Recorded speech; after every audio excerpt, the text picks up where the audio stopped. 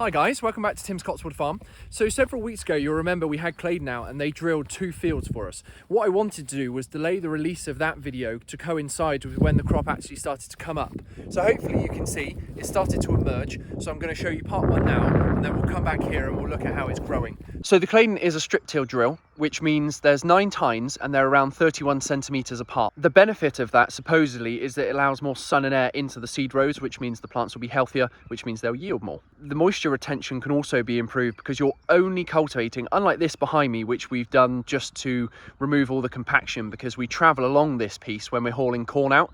They also say that it's better for the worm environment as well because you're not disturbing as much soil. So the Claydon hybrid, this is a 3-meter machine that's coming. It has a front leading tine which can be set at particular depths. I think it's between 0 and 15 centimeters, which is about 6 inches in old money. There's then a seed boot that comes along, and again that can be set independently, 0 to 15. And they don't have to be set at the same, which is a real advantage to this machine. We want to be able to deep cultivate, but then put our seed at a higher level. And I'll draw a little diagram in a bit just about how the seed is placed, because it doesn't drop into the bottom of the channel. It sits on like a ledge so that all the moisture can continue to go past, and the little seed is kind of isolated on this shelf. These are 2 of our worst fields, and by worse I mean very stony. We want to test how good this drill is in the worst conditions, which means anything else is going to be a benefit. The other benefit of this drill, Claydon produce a hoe that goes in between the rows and is a non-chemical way of controlling weeds. Barley seeds here ready. We sheeted it just in case it does rain because it doesn't look that favourable, but otherwise I've opened the gate. We're going to go back down, calibrate the drill, and then hopefully by sort of 9 o'clock or so he can come up and start drilling.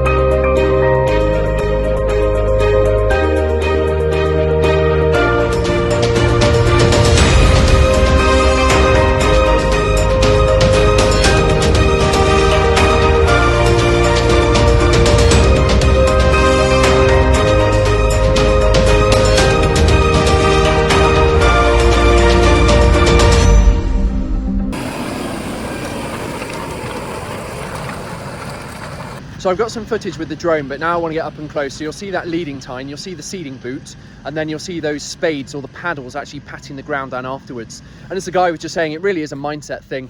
We're very much focused on having that perfect seed bed. This is different. It's moving less soil, which means the tractor can travel on it easier, but we're also not then destroying the soil by taking all the oxygen out of it.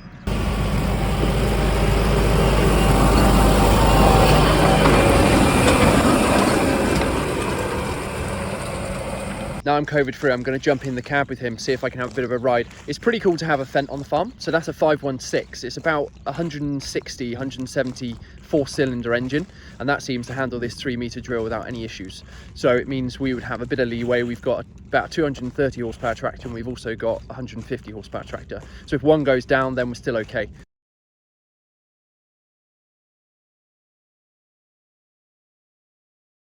The guy's on GPS, so we've looked at this for a while, but we really can't justify that sort of cost at the moment. So once he's got his GPS line, all he does is press his button, and then he's got his hands off the steering wheel, and it's just driving up and down. So hopefully you'll see he's got a pretty straight line there.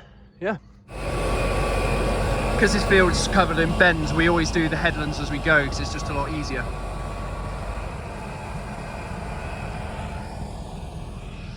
Dad's just gone off to get some seed, just coming along. There are so many different beliefs and misconceptions that we've got about this perfect seed bed, which this guy is just breaking. Phenomenal drill, so it's fertilizer and seed. He's just done the headland here because the field's all nooks. He's picking up his GPS lines and he's doing it so much quicker. I mean, we would be really dissatisfied if we had a seed bed like this, but actually we're just going to put faith in it. We're going to test the drill out properly and we're going to see whether it grows, which no doubt it will, but the proof's in the pudding. When we see the cost reduction, when we see the yield either stay the same or slightly increase, and it can come from something like this, then, you know, it's a no-brainer for us. So just having a look through.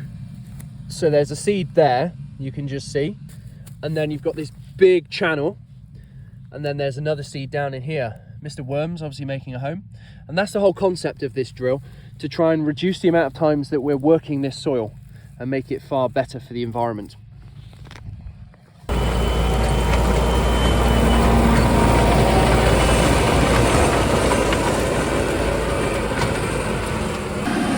So we've got the leading tines, the seeding boot, and then the paddles and the trailing harrows.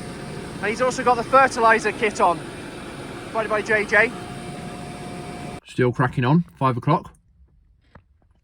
So welcome back. I hope you enjoyed that. If you did, please do give it a subscribe. The button is just down here. Couldn't be simpler, and I really do appreciate your support. So the crop itself, it's got a bit windy, so I'm not going to go out in the field. I'm going to stick to this margin. Now these margins were put in for environmental reasons. So we used to get payments, and it was part of the conditions. I think it was about 2.5 meters from the center of the hedge they had to be put in. But you can see it started to come up. Hopefully you can see what I mean when I say strip till drill. You can see that there are greater lines here than there were in some of the other crops that I've shown you. Now, in terms of satisfaction, I'm still withholding judgment. I can see, however, I mean, the headland's been eaten. That's pretty standard. There's rabbits and hares and deer and things. They'll munch all this barley. And obviously some of the seeds may have just failed because of all the pheasants scratching around trying to get food. But on some of the bends, what's happened is the drill's gone round the corner, the rows have merged. So when I was talking about that conventional hoe to be able to hoe between the rows and save us loads of money on herbicide, that might not happen because we're going to end up cultivating our own seeds out the ground. So the perfect neat straight lines that I was hoping for haven't necessarily presented themselves. Now this is pretty dry. It's rained about 2 days ago, but other than that, we hadn't had rain for about 3 weeks. Things were getting a bit dire, but thankfully the heavens opened and it looks like the seed's actually starting to grow and come out the ground. So this has only been about 3 weeks, so it's doing pretty well. But if you go around the fields, you will start to see that there are mispatches. Now often the seed, and I can show you other fields as a sample, the seeds don't often fail. So it's more likely that they're just struggling to get through the ground because it's gone straight into the stubble. There could even have been some more compaction that we didn't spot. But yes, hopefully you can see all these neat straight rows. Problem, you see these two? Very close together. So conventional hoe isn't always going to work. It does seem to be a lot. I mean, there's some here, it looks like 3 rows have almost gone together. We can't use a mechanical hoe to do that. So the headlands we're not very impressed with. I think on the longer straight runs it looks better. So if you can see this, you know, the rows look pretty good there. Yeah, you know what? As I said, we're going to give it a go. We're going to give it the benefit of the doubt. Also, we saw them at Llama. So I hope you enjoyed that video as well. I tried to just go around. It was very difficult with the background noise to be able to give a proper narration like this. And there are also so many people, it was difficult to have my little selfie stick. So I just tried to capture forward-facing camera, all the different machines that are on the market at the moment. But I hope you enjoyed that. If you haven't seen my Llama video yet, it's up here. Click on it, have a watch, give it a like. And if you do enjoy the content and you haven't already subscribed, you can subscribe very simply just from the corner of the box. But it will show you the best and greatest things that agriculture is now producing, from technology, machinery, efficiency. You know, it's a very good time to be in agriculture, albeit a very expensive time. This is a better representation of the drill. So look at all these lines, nice and far apart, but compare it to this. You can see how the rows are so much closer together.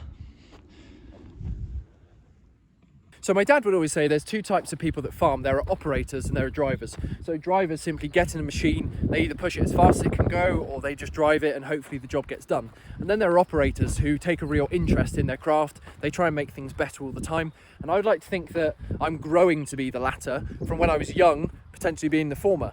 So I always like to come out, view a field that I've drilled, have a look at it, see where I've maybe made mistakes, where there are missed patches, what I could have done better, and that makes me a better farmer for the future. And I really do encourage everyone to do that. My dad does it, he comes out as well and then says about tips. It does seem there's a slight mispatch here, so potentially there was a bit of a crossover with the drill there. But it's just useful. It looks like I missed a piece over there as well. But I like to be able to just review. We all make mistakes, but it's learning from them that really makes the difference. A small little nod towards health and safety. Do you know that if someone climbs on this, it's my fault, even though they climbed on it? Honestly, the health and safety rules in the UK are just absolutely bonkers. It drives me up the wall.